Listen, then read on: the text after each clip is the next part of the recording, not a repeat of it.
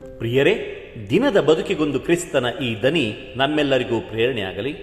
ಪೂಜಾ ವಿಧಿಯ ಸಾಧಾರಣ ಕಾಲದ 15ನೆಯ ವಾರ, ಜುಲೈ 19, 2024 ಶುಕ್ರವಾರ.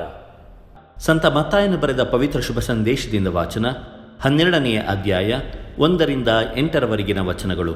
ಆ ಕಾಲದಲ್ಲಿ ಒಂದು ಸಬ್ಬತ್ ದಿನ ಯೇಸು ಗೋಧಿಯ ಹೊಲಗಳನ್ನು ಹಾದು ಹೋಗುತ್ತಿದ್ದರು. ಅವರ ಸಂಗಡವಿದ್ದ ಶಿಷ್ಯರಿಗೆ ಹಸಿವಾಯಿತು.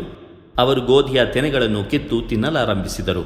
ಇದನ್ನು ಕಂಡ ಫರಿಸಾಯರು, ನೋಡು ನಿನ್ನ ಶಿಷ್ಯರು ಸಬ್ಬತ್ ದಿನದಲ್ಲಿ ನಿಷಿದ್ಧವಾದುದನ್ನು ಮಾಡುತ್ತಿದ್ದಾರೆ ಎಂದರು. ಅದಕ್ಕೆ ಯೇಸು, ಹಿಂದೆ ಅರಸ ದಾವೀದನು ಮತ್ತು ಅವನ ಸಂಗಡಿಗರು ಹಸಿದಿದ್ದಾಗ ಏನು ಮಾಡಿದರೆಂದು ನೀವು ಓದಿರಬೇಕಲ್ಲವೇ? ಅವನು ದೇವಮಂದಿರದೊಳಕ್ಕೆ ಹೋಗಿ ಯಾಜಕರ ಹೊರತು ತಾನೇ ಆಗಲಿ ಸಂಗಡಿಗರೇ ಆಗಲಿ ತಿನ್ನಬಾರದಾಗಿದ್ದ ನೈವೇದ್ಯದ ರೊಟ್ಟಿಗಳನ್ನೇ ತಿನ್ನಲಿಲ್ಲವೇ? ಇದಲ್ಲದೆ ಪ್ರತಿಯೊಂದು ಸಬ್ಬತ್ ದಿನವೂ ಯಾಜಕರು ದೇವಾಲಯದಲ್ಲಿ ಸಬ್ಬತ್ ದಿನದ ನಿಯಮಗಳನ್ನು ಉಲ್ಲಂಘಿಸಿಯೂ ನಿರ್ದೋಷಿಗಳಾಗಿದ್ದಾರೆ. ಇದನ್ನು ನೀವು ಮೋಶೆಯ ಧರ್ಮಶಾಸ್ತ್ರದಲ್ಲಿ ಓದಿಲ್ಲವೇ? ದೇವಾಲಯಕ್ಕಿಂತಲೂ ಶ್ರೇಷ್ಠವಾದವನು ಇಲ್ಲಿದ್ದಾನೆಂಬುದು ನಿಮಗೆ ತಿಳಿದಿರಲಿ. ನನಗೆ ಬೇಕಾದುದು ದಯೆ, ಯಜ್ಞ ಬಲಿಯಲ್ಲ ಎಂಬ ವಾಕ್ಯದ ಅರ್ಥ ನಿಮಗೆ ತಿಳಿದಿದ್ದರೆ ನಿರ್ದೋಷಿಗಳನ್ನು ನೀವು ಖಂಡಿಸುತ್ತಿರಲಿಲ್ಲ, ಏಕೆಂದರೆ ನರಪುತ್ರನು ಸಬ್ಬತ್ತಿಗೆ ಒಡೆಯ ಎಂದರು. ಪ್ರಭುವಿನ ಶುಭ ಸಂದೇಶ. ಕ್ರಿಸ್ತರೇ ನಿಮಗೆ ಸ್ತುತಿ ಸಲ್ಲಲಿ. ಚಿಂತನೆ. ದಯೆಯೇ ಧರ್ಮದ ಮೂಲ. ಪ್ರಭು ಯೇಸು ಕ್ರಿಸ್ತರಲ್ಲಿ ಆತ್ಮೀಯರೇ, ಆಂಟನಿ ಡಿಮೆಲೋ ಎಂಬ ಪ್ರಖ್ಯಾತ ಲೇಖಕರು ತಮ್ಮ ಟೇಕಿಂಗ್ ಫ್ಲೈಟ್ ಎಂಬ ಪುಸ್ತಕದಲ್ಲಿ ಈ ದೃಷ್ಟಾಂತವನ್ನು ಕೊಡುತ್ತಾರೆ. ಒಂದಾನೊಂದು ಕಾಲದಲ್ಲಿ ಅರಣ್ಯವೊಂದರಲ್ಲಿ ಹಗಲೊತ್ತು ಹಕ್ಕಿಗಳು ಚಿಲಿಪಿಲಿಗುಟ್ಟುತ್ತಾ ಹಾಡುತ್ತಿದ್ದವು. ರಾತ್ರಿಯ ಹೊತ್ತು ಹುಟ್ಟು ಉಪ್ಪಟೆಗಳು, ಕ್ರಿಮಿಕೀಟಗಳು ಜೇಂಗುಡುತ್ತಿದ್ದವು. ಮರಗಿಡ ಬಳ್ಳಿಗಳು ಆ ಅರಣ್ಯದಲ್ಲಿ ನಳನಳಿಸುತ್ತಿದ್ದವು. ಹೂಗಳು ಅರಳುತ್ತಿದ್ದವು ಮತ್ತು ಪ್ರಾಣಿಗಳೆಲ್ಲವೂ ಸ್ವತಂತ್ರವಾಗಿ ಓಡಾಡಿ ಜೀವಿಸುತ್ತಿದ್ದವು. ಅರಣ್ಯವನ್ನು ಪ್ರವೇಶಿಸಿದವರೆಲ್ಲರಿಗೂ ಆ ಪ್ರಶಾಂತ ವಾತಾವರಣದಲ್ಲಿ ಹುದುಗಿರುವ ದೇವರ ಅನುಭವವಾಗುತ್ತಿತ್ತು. ಆ ಸ್ವಾಭಾವಿಕ ಸೌಂದರ್ಯದ ಸ್ಥಾನ ದೇವರ ವಾಸಸ್ಥಾನವಾಗಿತ್ತು. ಆದರೆ ಆಧುನಿಕ ಯುಗದ ಆಗಮನವಾದಾಗ ಜನರಿಗೆ ಕ್ಷಣ ಮಾತ್ರದಲ್ಲಿ ಮರಗಳನ್ನು ಕಡಿದು ಹರಿಯುತ್ತಿದ್ದ ಹಳ್ಳ ಕೊಳ್ಳ ತೊರೆಗಳಿಗೆ ಅಣೆಕಟ್ಟು ಕಟ್ಟಿ ಸಾವಿರಾರು ಅಡಿಗಳ ಎತ್ತರದಷ್ಟು ಕಟ್ಟಡಗಳನ್ನು ನಿರ್ಮಿಸಲು ಸಾಧ್ಯವಾಯಿತು.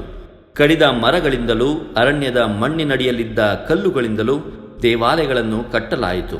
ದೇವಾಲಯದ ಗೋಪುರಗಳು ಆಕಾಶದೆಡೆಗೆ ಚಾಚಿದವು.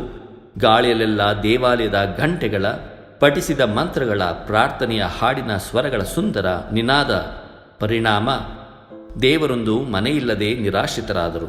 ಆತ್ಮೀಯರೇ, ಇಂದಿನ ಶುಭ ಸಂದೇಶದಲ್ಲಿ ಯೇಸು ನುಡಿಯುತ್ತಾರೆ, ನನಗೆ ಬೇಕಾಗಿರುವುದು ದಯೆ, ಯಜ್ಞ ಬಲಿಯಲ್ಲ. ಧರ್ಮಶಾಸ್ತ್ರದ ಸಂಕೋಲೆಯಲ್ಲಿ ಬಂಧಿತರಾಗಿದ್ದ ಫರಿಸಾಯರು ದಯೆ, ಕರುಣೆ, ಮಾನವೀಯತೆಗಳನ್ನು ಮರೆತು ಬಿಟ್ಟಿದ್ದರು.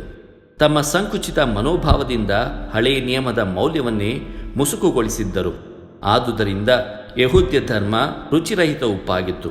ಯೇಸು ಸಬ್ಬತ್ ದಿನದ ಆಚರಣೆಗೆ ಹೊಸ ಅರ್ಥ ಕೊಡುತ್ತಾರೆ. ಮನುಷ್ಯನಿರುವುದು ಸಬ್ಬತ್ತಿಗೋಸ್ಕರವಲ್ಲ. ಕಟ್ಟಳೆಗಳು ಅಗತ್ಯ, ನಿಜ. ಆದರೆ ಈ ಕಟ್ಟಳೆಗಳು ನಮ್ಮನ್ನು ಹೆಚ್ಚು ಹೆಚ್ಚು ಮಾನವೀಯರಾಗಿ ಮಾಡಬೇಕು. ಇಲ್ಲವಾದಲ್ಲಿ ಈ ಕಟ್ಟಳೆಗಳು ತಮ್ಮ ಉದ್ದೇಶವನ್ನೇ ಕಳೆದುಕೊಳ್ಳುತ್ತವೆ. ದಯೆ, ಮಾನವೀಯತೆಯೇ ಧರ್ಮದ ತಿರುಳು. ಫರಿಸಾಯರು ಇದನ್ನೇ ಮರೆತಿದ್ದರು. ನಾವು ಪ್ರೀತಿ ಪ್ರೇಮ ಇಲ್ಲದಿದ್ದರೆ ಈ ಭೂಲೋಕ ಒಂದು ಗೋರಿಯಾಗುತ್ತದೆ ಎಂದು ಹೇಳುತ್ತಾರೆ ರಾಬರ್ಟ್ ಬ್ರೌನಿಂಗ್. ದೇವರು ನಮ್ಮೆಲ್ಲರನ್ನು ಆಶೀರ್ವದಿಸಲಿ. ಇದು ದನಿ ಮಾಧ್ಯಮ ಮನೆಯ ಕೊಡುಗೆ.